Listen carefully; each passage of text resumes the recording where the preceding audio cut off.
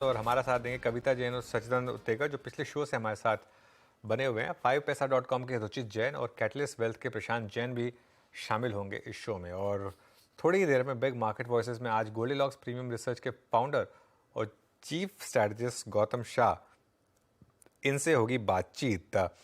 लेकिन मार्केट पर आइए एक बार ज़रा। निफ्टी 9928 मतलब फ्रेश इंट्राडे हाई। और अब ज़रा वो काउंटडाउन शुरू कर दीजिए ज़रा निफ्टी का। कितना दूर रह गए हैं अब हम ऑल टाइम हाई से। और ऑल टाइम हाई जो 19,991 था, अब उससे सिर्फ अब हम रह गए हैं कितना दूर रह गए हैं, 65 पॉइंट, करीब करीब 75 पॉइंट दूर रह गए हैं अब हम ऑल टाइम हाई से। और ये देखते हैं ये 20,000 से 72 पॉइंट, वही 52 वीक हाई से करीब करीब 62 पॉइंट। और 20,000 से सिर्फ 72 पॉइंट्स दूर अब इस समय निफ्टी। लगा दें कि आज देखते हैं बैंक निफ्टी 240 पॉइंट ऊपर।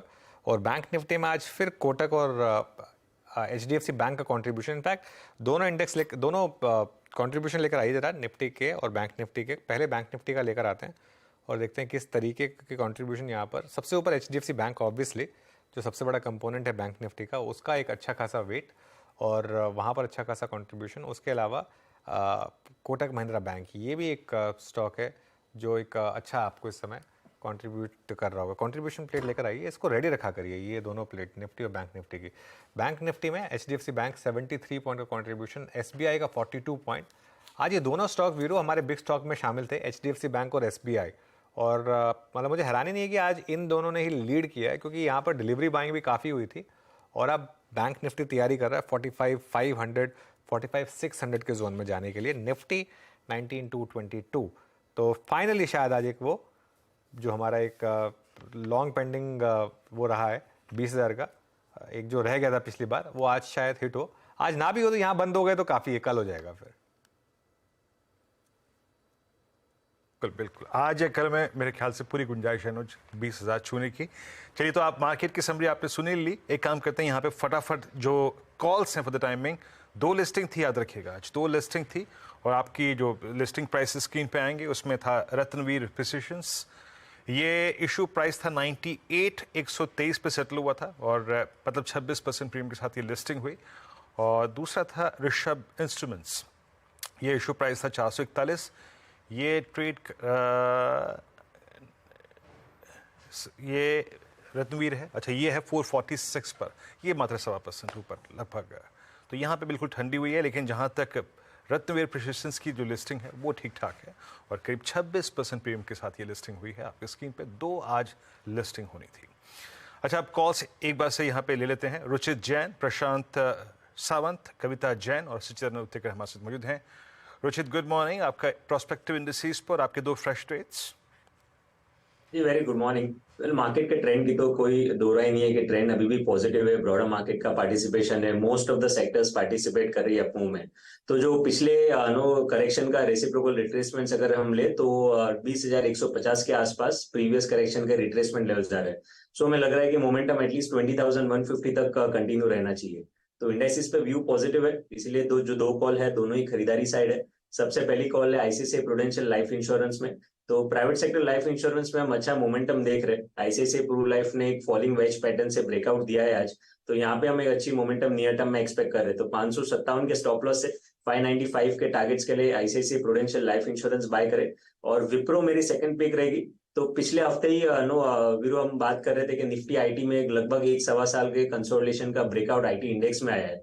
सो आई थिंक वो ब्रेकआउट के बाद अब फॉलोअप मूव का बारी है। तो आई थिंक IT फिर से आगे चल के एक मोमेंटम पिकअप करेगी। विप्रो में भी बुलिश फ्लैग पैटर्न के फॉर्मेशन बन रहे हैं। सो यहाँ पे स्ट्रक्चर काफी पॉजिटिव है। 428 के स्टॉप लॉस के साथ खरीदारी करें 450 के अराउंड के टारगेट्स के लिए। ओके, चलिए, ये समय रचित की पिक्स हो गई। प्रशांत जैन भी जुड़ गए हमारे साथ। प्रशांत सावंत भी जुड़ गए हमारे साथ। Prashant ji sorry, good morning. Prashant ji बताइए आपकी ट्रेड्स। जी Anuj ji, Viru ji, very good morning to the panel और सभी दर्शकों को नमस्कार। एक स्टॉक जो मेरे रडार पे काफी वक्त से था वो था कैनरा बैंक। मैं इसको ट्रैक कर रहा था ये 345 के ऊपर निकल जाए, अभी निकल चुका है और स्ट्रेंथ के साथ निकल चुका है। बहुत बड़ी रेंज ब्रेकआउट है। मेरा स्टॉप लॉस यहाँ पे पोजिशनली होगा 340 340 का। और जो टारगेट मैं देख रहा हूँ वो होगा कम से कम 370 370 के आसपास। नेक्स्ट पिक मेरा होगा बैंकिंग क्षेत्र से ही, कर्नाटका बैंक, केटीके बैंक। 240 पे ये स्पॉट ट्रेड कर रहा है और मेरा यहाँ पे स्टॉप लॉस होगा 225। यहाँ पे मैं एक अच्छी मूव एक्सपेक्ट कर रहा हूँ और मैं जो टारगेट एक्सपेक्ट कर रहा हूँ वो होगा करीबन 270 टू 70 तक। ये दो ट्रेड्स आपके हो गए। मैं एक बार स्क्रीन पे एक चीज़ और रखना चाहूँगा, एक बार एक्टर साहब निफ्टी मेटल इंडेक्स मेरे को दिखा दीजिएगा। 7023 पे ये अपने करियर के हाईएस्ट ट्रैजेक्टरी पे ट्रेड कर रहा है। एक दो स्टॉक्स मेटल से अपीयर हुए थे तो यहाँ छेड़ लेता हूँ बस यहाँ पे।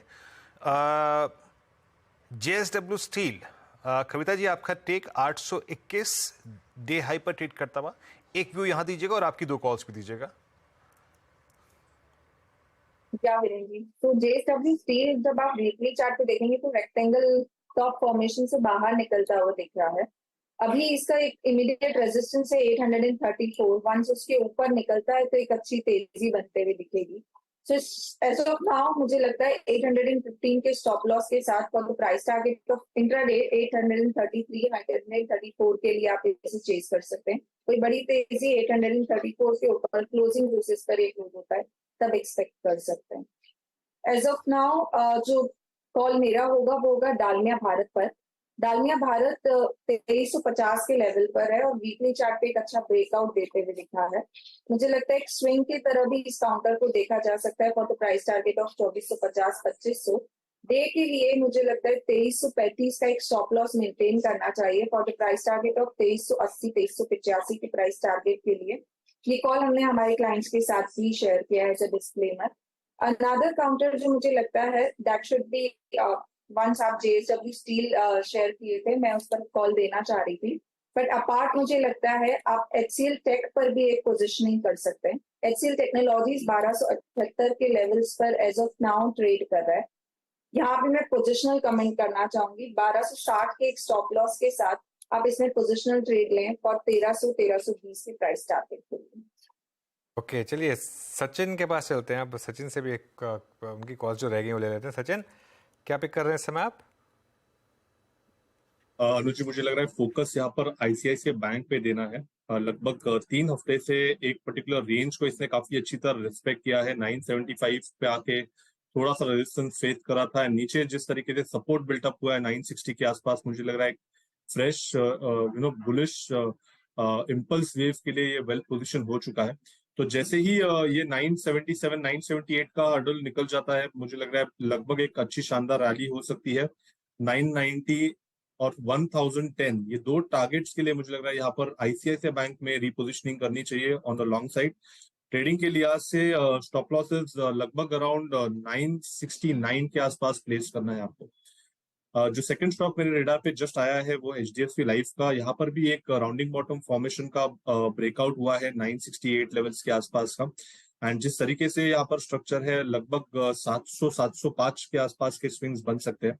तो यहाँ पर HDFC लाइफ में भी खरीदारी करनी है 662 के स्टॉप लॉस के साथ। ये देखिए वीरू ने वो जो मेटल्स इंडेक्स का मूव पकड़ा वो काफ़ी इंटरेस्टिंग था, क्योंकि ये इंडेक्स जो है काफ़ी रिसेंटली हाई बना चुका था। अब ये फ्रेश हाई क्रॉस करने की तैयारी कर रहा है। एक्चुअली 7064 इसका प्रीवियस ऑल टाइम हाई था 7064 का, जो कि 5 सितंबर को लगा था, और आज का हाई 7043 है, तो ऑलमोस्ट वहाँ पर पहुँच चुके हैं। प्रशांत जी, कोई मेटल ट्रेड इस समय जो आपको दिख रही हो अच्छी? जी एक्चुअली जो स्टॉक मेरे रडार में है वो होगा हिंडाल्को। अगर हम देखें तो इसका जो स्पॉट है वो करीबन 480 के जस्ट आसपास 479.50 पे ट्रेड कर रहा है। मेरे हिसाब से आप यहाँ पे 465 465 स्टॉप लॉस से बने रह सकते हो। और ये स्टॉक मुझे लग रहा है पोजिशनली 510 के लेवल तक जा रहा है।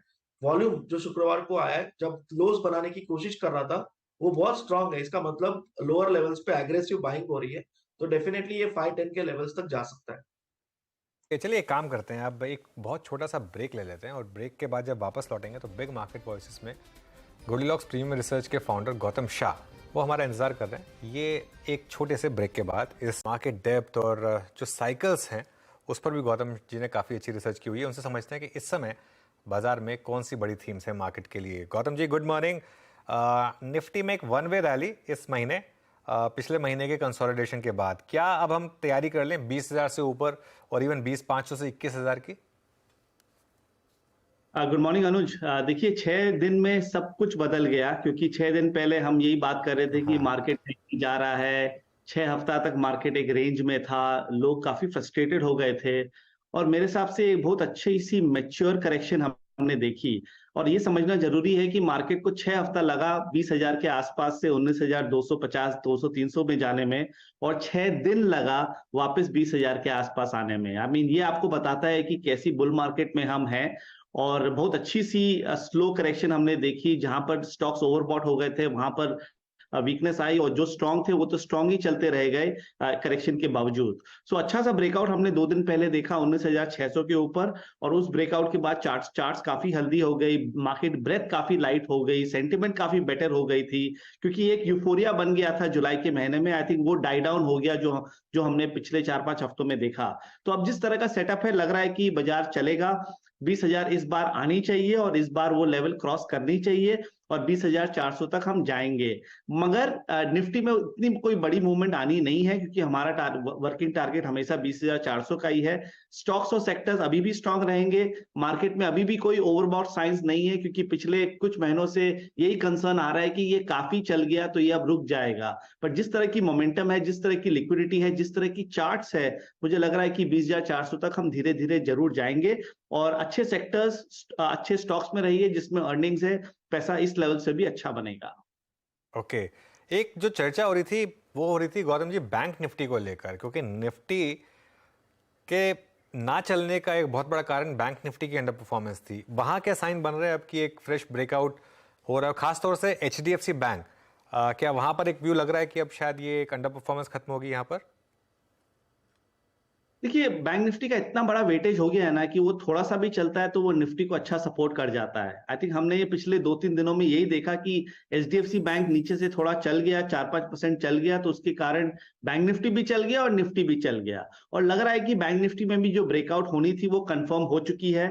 हमारा वर्किंग लेवल 45,000 का था, उस लेवल के ऊपर हमने फ्राइडे को भी ट्रेड किया और आज भी हम ट्रेड कर रहे हैं। तो मुझे लग रहा है कि यहाँ से 1,500 से 2,000 पॉइंट की तेजी बैंक निफ्टी में आनी चाहिए। हमारा वर्किंग टारगेट 47,500 के आसपास है।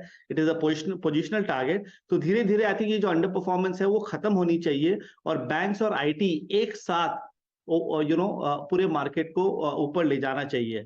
प्राइवेट बैंक में तो देखिए तेजी लगती है, बट इतनी बड़ी परसेंटेज टर्म्स में नहीं लगती है। अगर HDFC बैंक 4-5% यहाँ से चल भी गया तो परसेंटेज टर्म्स में बहुत बड़ी तेजी नहीं है। बट जो रियल सेगमेंट है जहां मुझे अच्छा लग रहा है वो है PSU बैंकिंग। सो PSU बैंकिंग अपने लाइफ टाइम हाइस पे है एज एन इंडेक्स, अगर आप अभी देखें तो, और स्टॉक्स काफी अच्छे सेटअप हो चुके हैं। SBI देखिए, कैनरा बैंक देखिए, BOB देखिए, और कुछ छोटे बैंक्स को देखिए, गजब की सेटअप है। मुझे लग रहा है कि जो दूसरे सेक्टर्स में जो मूवमेंट आई है वो अब लग रहा है कि PSU बैंक में आएगी। जी हाँ, तो गौतम जी के शब्दों में PSU बैंक का सेटअप गजब है। अच्छा, आपके आने से कुछ मिनटों पहले गौतम, एक सेक्टर और स्पेस और जो कि मोमेंटम दिखा रहा है, और वो है Nifty metal index at all time high, closer to its all time high. Gautam, आपका व्यू क्या है मेटल्स पे?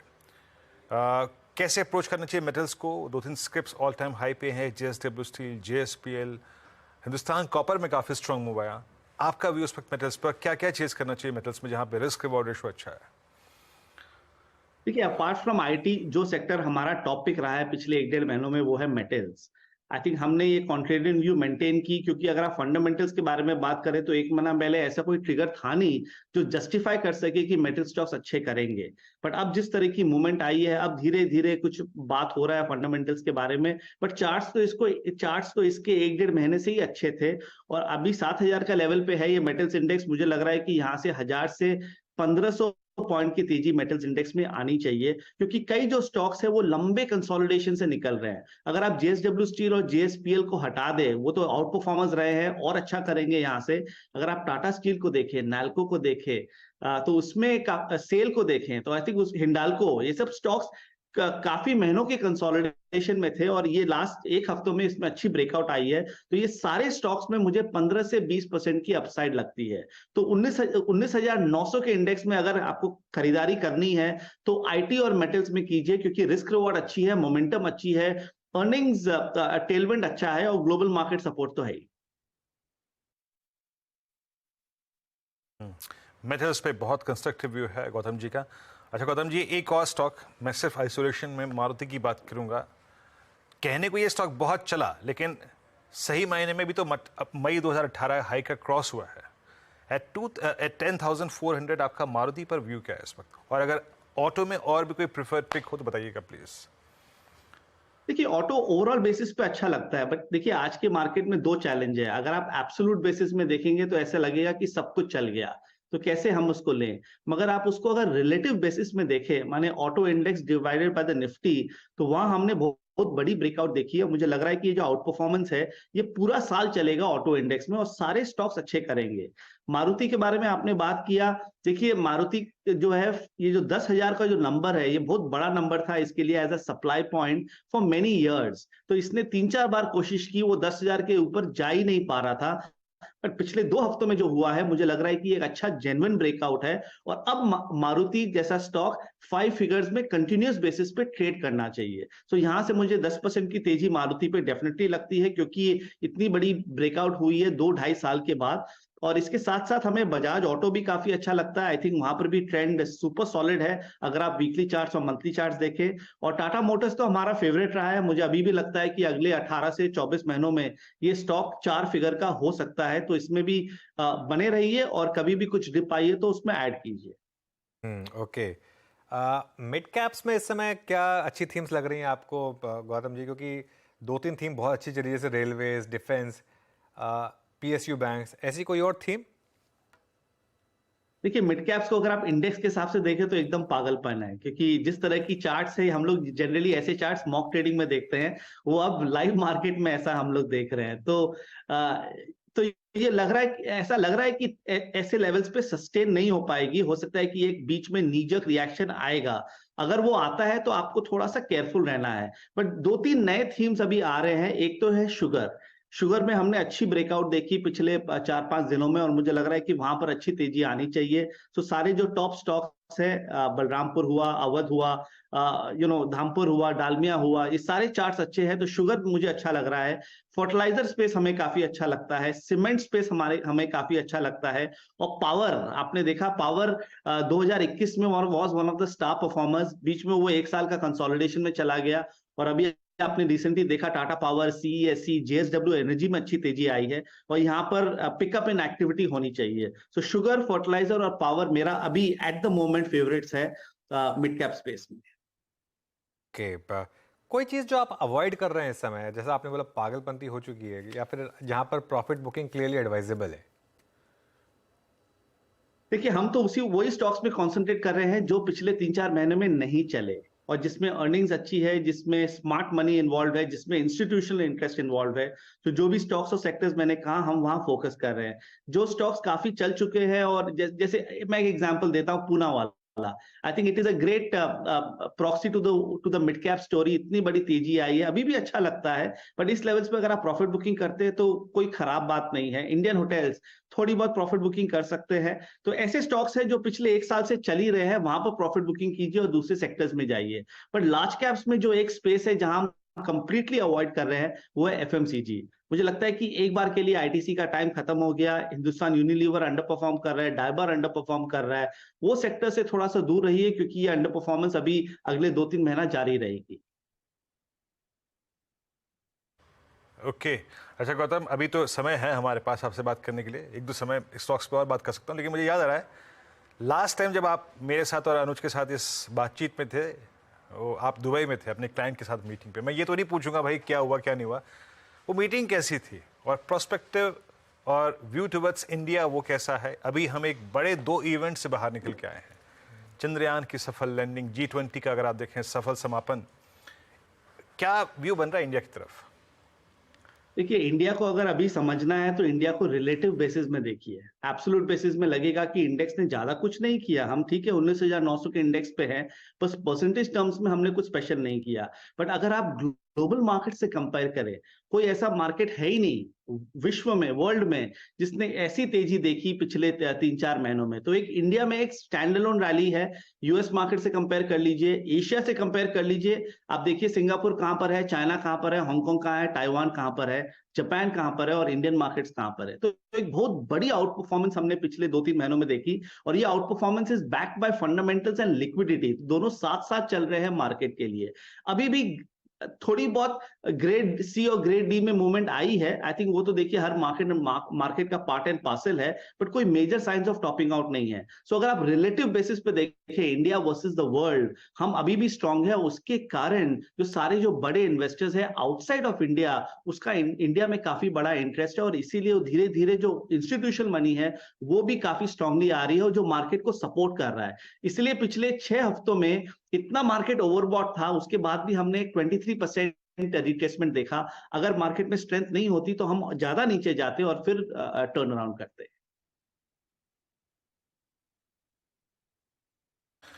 वाकई महत्वपूर्ण बात। अब कुछ देर में ये बातचीत जो है वो आप CNBC आवाज के अनुज और मेरे ट्विटर हैंडल पे भी देख पाएंगे। इस बातचीत के मुख्य अंश 1-2 स्टॉक्स और लेके आते हैं। और Gautam ji, chemical basket CY23 के फर्स्ट हाफ में मतलब थोड़ी वीक रही, अब थोड़ी सी प्राइस हाइक के इंस्टेंसेस हैं, स्टॉक्स मूव कर रहे हैं, SRF, टाटा केमिकल। आप लोगों ने कुछ ऐसे स्टॉक्स जो कि लोअर एच पे पिक किए हो? हाँ जी, हमने पिक किया और हमने इसको स्ट्रांगली हाईलाइट भी किया है। लास्ट वीक हमने अपना 40 page big picture report release किया था हमारे क्लाइंट्स के लिए, और उस रिपोर्ट में हमने एक कस्टम केमिकल इंडेक्स शेयर किया था। तो क्या NSE आपको एक केमिकल्स इंडेक्स तो देती नहीं है, तो हमने 10-15 स्टॉक का एक इंडेक्स, अपना कस्टम इंडेक्स बना लिया, और उस इंडेक्स में 18 महीने के बाद एक ब्रेकआउट देखने को मिली, और उसके बाद हमने काफी अच्छी मोमेंटम पिछले एक हफ्तों में देखा। तो मुझे लग रहा है कि केमिकल्स की रैली वापस आ चुकी है, ये ड्यूरेबल लगती है, सस्टेनेबल लगती है, और यहाँ से केमिकल स्टॉक्स ओवरऑल बेसिस पे 10 से 15% की तेजी देनी चाहिए। और ये समझ के चलिए ये सब स्टॉक्स सुपर सॉलिड है फंडामेंटल्स के हिसाब से, ग्लोबल टेलविंड भी अब इनके साथ है। तो अगर आप SRF को देखें, PI इंडस्ट्रीज को देखें, नवीन फ्लोरिन को देखें, सबके चार्ट्स काफी अच्छे हैं, और मुझे लग रहा है कि अच्छी तेजी आनी चाहिए। तो वापस मैं उसी पॉइंट पे जा रहा हूं, जो शेयर पिछले 3, 6, 12 महीनों में उतना नहीं चले उसमें फोकस करिए, तब उसमें क्या होगा कि आपको इस मार्केट में इस लेवल्स पे खरीदारी करने में डर नहीं लगेगी। IT और फार्मा, यहाँ पर कोई आपका व्यू इस समय या कोई इंडिविजुअल स्टॉक्स पर यहाँ पर? मिड कैप स्मॉल कैप एक बड़ी थीम है अनुज। आई थिंक ऑटो एंसिलरी हमें अभी भी काफी अच्छा लगता है। आई थिंक गजब की तेजी पूरे सेक्टर में आई, और यहाँ से भी उसमें स्ट्रेंथ रहेगा। Apart from this I think unlock trade हमेशा से मेरा फेवरेट रहा है, और उसमें जो QSR स्पेस है, जैसे देवयानी इंटरनेशनल और सफायर फूड्स, और सफायर तो हमने रेकमेंड भी किया था, मुझे लग रहा है कि यहाँ से बड़ी तेजी ये दोनों स्टॉक्स में भी आनी चाहिए। मैं सवाल पूछ रहा था एक्चुअली IT और फार्मा से रिलेटेड, यहाँ पर कोई ट्रेड्स? देखिए IT में तो आप लार्ज कैप में कुछ भी ले लीजिए, उसमें पैसा बन जाएगा। इनफैक्ट हम लोग ने ऑफिशियली TCS रेकमेंड किया, टेक महिंद्रा रेकमेंड किया, लास्ट वीक हमने HCL टेक रेकमेंड किया। तो हमें ये तीनों स्टॉक्स सबसे अच्छे लगते हैं IT में। फार्मा में थोड़ा सा चैलेंजिंग है क्योंकि इंडेक्स काफी चल चुका है, तो मैं रिस्क रिवॉर्ड के हिसाब से आपको ज्यादा ट्रेड्स नहीं दे सकता हूं। आई थिंक IT बेटर रहेगा।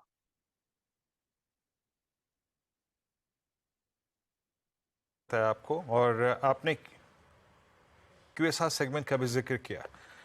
अच्छा, बातचीत करते करते जो हमने मुद्दा छेड़ा था कुछ देर पहले मेटल्स का, now at 7062 metal index, Nifty metal index at all time high. शानदार मूव यहाँ पे। अच्छा, 1-2 स्टॉक्स का और व्यू ले लेते हैं गौतम जी से। DLF multi year high 539। आपने गौतम जी ओबराय रियलिटी को देखा, आपने DLF को देखा, आपने गोदरेज प्रॉपर्टीज के मूव को देखा, और रियल स्टेट एंसिलरी तो पहले ही सुभान अल्लाह। आई मीन पिडिलाइट को देखिए आप, माफ कीजिएगा, सॉरी, पॉलीकैप को देखिए आप, एस्ट्रल को देखिए।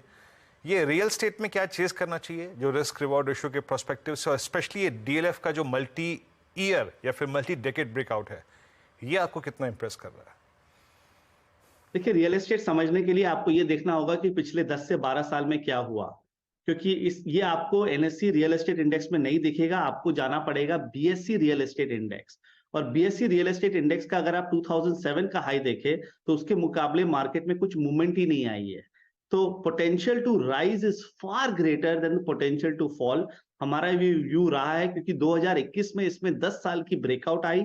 उस ब्रेकआउट के बाद ये स्टॉक अच्छे चले, फिर पिछले 6-8 महीनों में उसने करेक्शन देखा, और डीएलएफ जैसा स्टॉक यहाँ से 20 से 50% चल सकता है अगर आपका लॉन्ग टर्म थोड़ा सा नजरिया है। तो शॉर्ट टर्म में मत एक्सपेक्ट कीजिए, बट अगर आपका लॉन्ग टर्म नजरिया है तो डीएलएफ, ब्रिगेड, ओबरॉय रियलिटी जैसे स्टॉक्स काफी चल सकते हैं। और जैसे मैंने कहा, अगर आप बीएसई रियल एस्टेट इंडेक्स देखेंगे तो वहां पर अच्छी तेजी लगती है, यहाँ से 15 से 20% की तेजी लगती है। और रियल एस्टेट एक स्ट्रक्चरल स्टोरी है। देखिए, बहुत सालों बाद ये स्टोरी आई, जैसे रेलवे और डिफेंस है, स्ट्रक्चरल स्टोरी है जो 10 साल के बाद आई, और जब वो आई तो उसने ओन कर लिया, उसने लीडरशिप लिया। रियल एस्टेट में यही हो रहा है, और it is a proxy to the India story, the India shining story, और अभी ये चलेगा।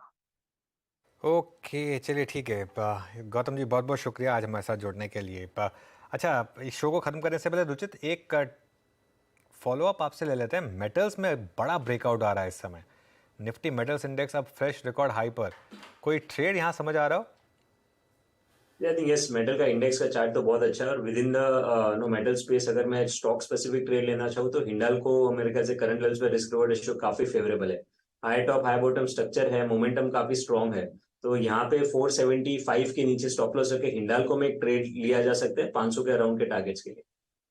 ओके, हिंडाल्को में ट्रेड यहाँ पर लिया जा सकता है। ये एक ट्रेड आप ले सकते हैं। सभी मेटल स्टॉक्स में एक शानदार मोमेंटम इस समय आपको दिखाई दे रहा है। चलिए एक काम करते हैं, शो को यहीं समाप्त करते हैं। मार्केट अब ऑल टाइम हाई के काफ़ी करीब, यहाँ पर थोड़ी हो सकता है प्रॉफिट टेकिंग आ जाए, लेकिन मिड कैप्स में बहुत तेज़ बाहर अभी भी कायम, और बैंक निफ्टी में एक फ्रेश मूव 45,400 के करीब। ट्रेडर्स हॉटलाइन के लिए नीरज जी स्टूडियो आ चुके हैं। Neeraj ji, good morning, over to you.